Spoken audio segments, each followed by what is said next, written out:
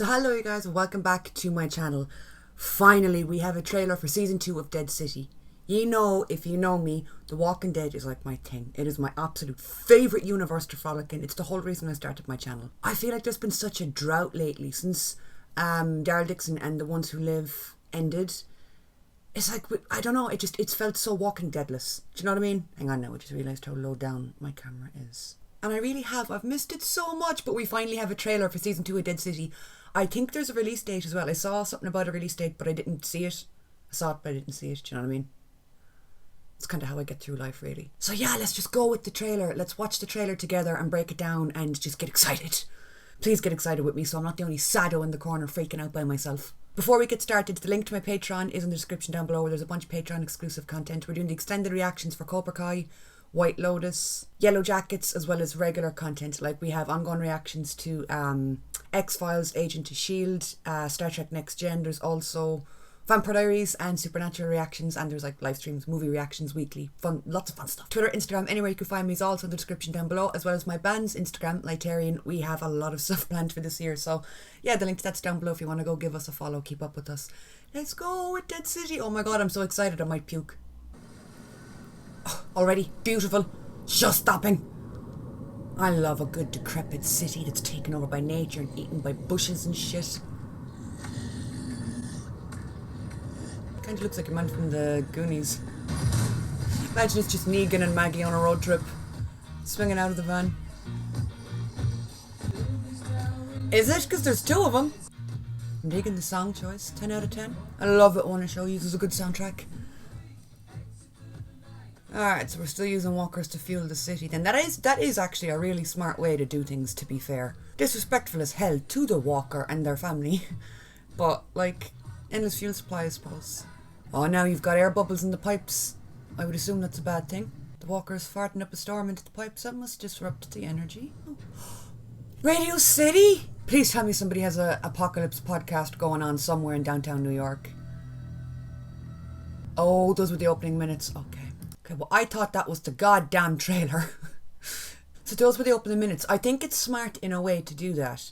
If you give like the first 2 or 3 minutes of the opener, that's clever. Given like the first half, no, maybe not half hour. I know they did this before for one of the Walking Dead shows where they gave like the first 20 minutes of an episode, and that's a bit, why would you do that? Do you know what I mean? It's clever. It's a good way of getting people like invested and talking about it again. They're probably going to release another trailer between now and then because they gave us a San Diego Comic-Con trailer and then there was the 2-minute intro teaser. I'm just getting up the trailer again. Season 2 trailer that was shown a few months ago. This isn't classed as the Season 2 trailer. Why not? I'm looking at the thing and it just says San Diego Comic-Con trailer. It is a Season 2 trailer. Yeah, so like I was just going through this trailer again trying to see... Evil Kermit. Hang on, where did he get the bracelet from? Where did he get the bracelet from? Negan never wore jewellery, did he? He's up in his game in season 2. Shots like this probably get me most excited. And like, listen, oh, this is just turning into another breakdown of this the trailer that we saw months ago.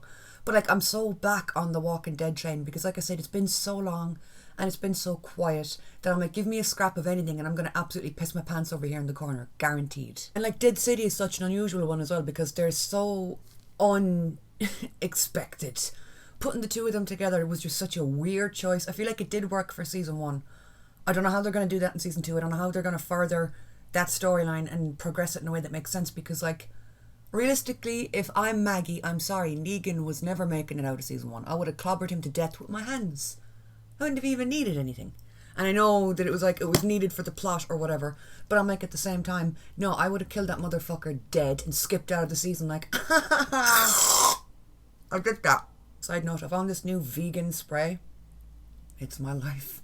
It's dairy-free, wheat-free, gluten-free. I don't know what it's made of. Probably just like fluffy air, but I love it. So I'm excited to see where they take season 2. And like we did see from this trailer, like it looks like we're going to be getting more of Herschel, which I do want to see too because I feel like as well Herschel is in with a pretty good chance of killing Negan.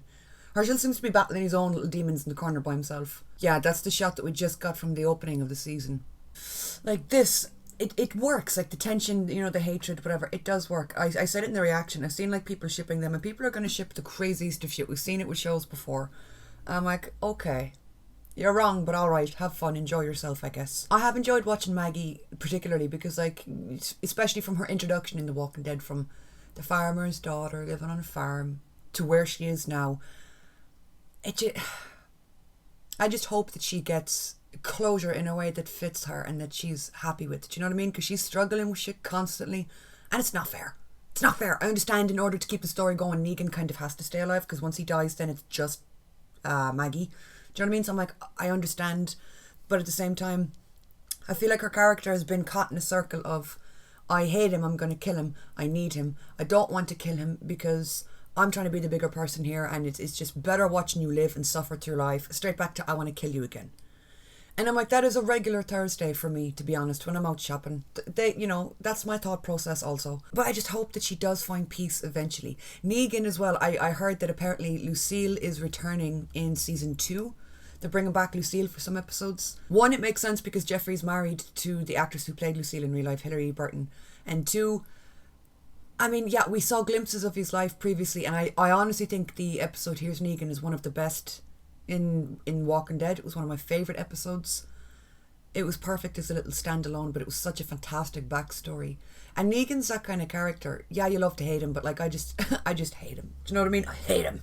And I think that makes a good character, because not every character has to be good, cookie cutter, morally fantastic in order for them to be a good character that you enjoy watching. If you don't have your villain or your anti-hero or that little fucked up guy in the corner that goes crazy and just like shags all of your plans sometimes, then your story is just going to fall flat. It's just going to be a bunch of okay/good people doing what they think is best, and there's no conflict.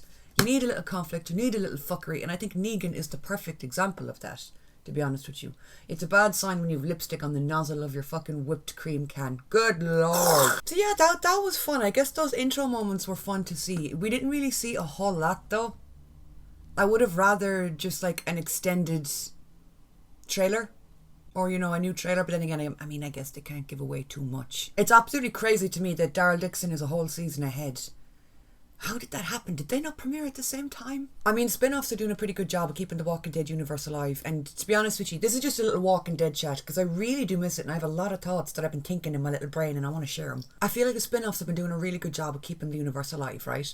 You have Dead City with Negan and Maggie, you have Daryl Dixon with Daryl and now Carol. You had The Ones Who Live, which is probably one of the best things The Walking Dead has ever done. And then like you had Fear the Walking Dead, which I really loved. You had Tales of the Walking Dead, which I still to this day don't understand why they just dropped it with no explanation. The possibilities for that show was off the wall. You could have done anything with any character. You could have given anybody the spotlight for an episode. And they just kind of stopped after season 1. Now I know they got what episode was it that like really turned people off of it? I can't remember. There was an episode of Tales of the Walking Dead anyway that like people were like, no. And then because of that, they just didn't pursue a season 2? Like, wasn't Alpha's episode? Wasn't Alpha's whole backstory in that, in Tales of the Walking Dead? Anyway, that's the hill I'm going to die on. I'm going to die over here by myself screaming like we should get a season 2 of Tales of the Walking Dead. And hey, AMC, if you're listening, you can resurrect that show at any time. I know you have the ideas. I know you have people who can come up with concepts for a second season. But yeah, the spin-offs are doing a good job of keeping it going and keeping it alive. I do see them eventually coming back and like reviving The Walking Dead in some form or another, even if it's just for a film. Do you remember the way we were supposed to get the Rick Grimes movies and then it was turned into The Ones Who Live? I do see something. I see something happening at some stage where everyone reunites and it's like, that's it. But that's probably not going to be until the end of the whole Walking Dead universe. So yeah, like currently the airing shows like Dead City and Daryl Dixon, they're doing a good job of keeping everything alive and keeping it motoring on fine down the apocalyptic highway. One huge problem that I really have with these shows though is probably like marketing and merch. Okay? As a lover of stuff and things, clearly, and a obsessive little fuck that just buys everything she can see, clearly, I haven't been able to find any merch for Dead City, any merch for Daryl Dixon. Now, I know the website, they have like a merch website. It's like The Walking Dead's website. Do you know what I mean? It's the official website where you can buy merch. Like, they have merch there, but one, I feel like it's just very general, not a whole lot of thought put into it sort of merch. And 2, if you're an international fan, I guess you could just go fuck yourself. Because I wanted to buy, I had a whole cart full of stuff. I'm talking like almost $200 worth of stuff.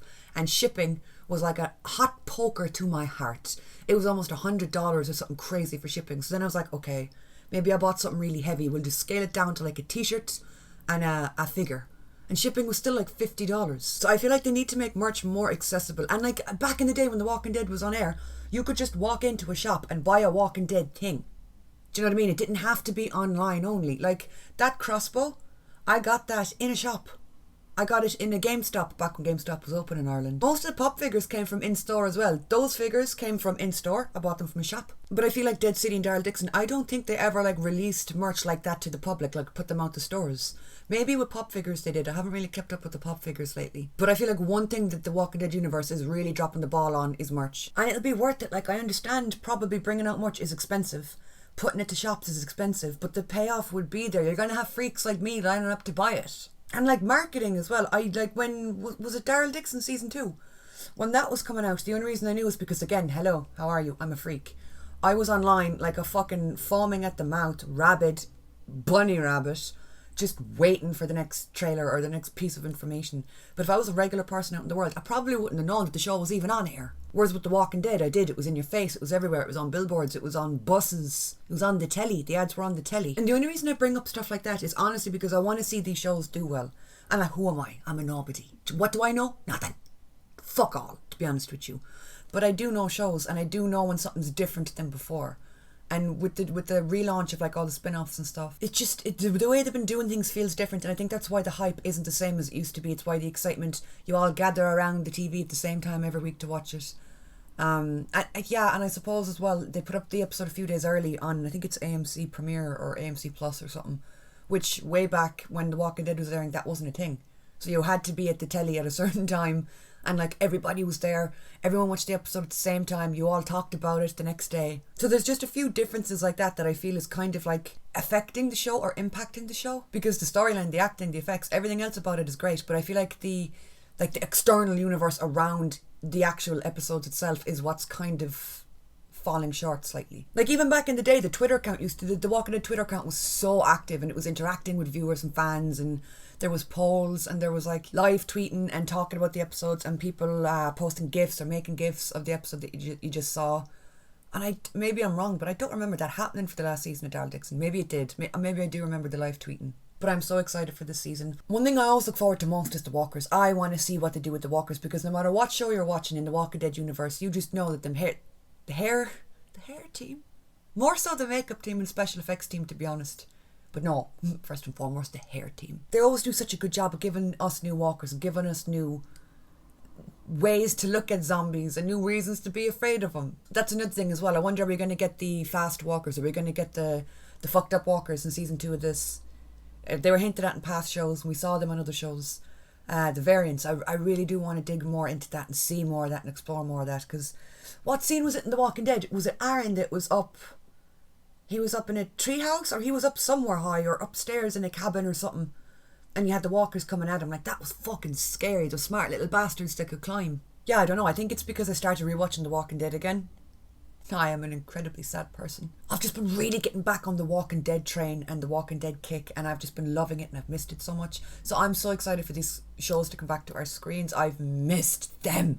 Is it just me, or was the gap between like the last Walking Dead show and the next Walking Dead show airing, was that gap bigger than usual? How do we survive when it was just The Walking Dead on air?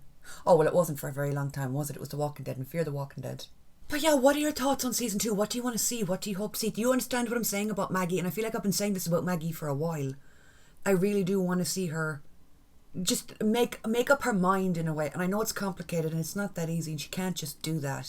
I just feel for her. She must have the patience of a saint. I am excited to get to see Negan step back into Negan mode, because it's always exciting when he does. He's one of those, whether you like him or not, he is an iconic villain. You see him, you see the jacket, you see just Lucille. If you just see Lucille being dragged along the floor, most TV viewers would know exactly who that is. They can name them instantly, and that's the sign of an iconic character, whether they're good or not. So I'm excited if he steps back into that role and we get to see that a bit again on TV. And I would just like to see Maggie just ram Lucille up his right nostril and annihilate him.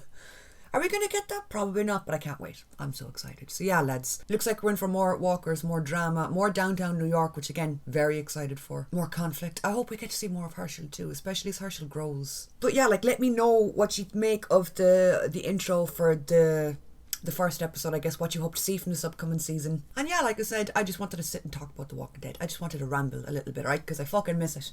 I miss it. It's such a huge part of my life, and it's just been like I've been poking it with a stick for the last few months going, do something! So when it finally does something, I'm just like crying, shitting, throwing up, puking. I'll never forget waiting for I think it was the season 7. Was it season 7 or the season 8 trailer? I just said, I'll never forget. What one was it again? San Diego Comic Con was on, and I was watching a live stream, and I was sitting in this pretty much exact spot just waiting.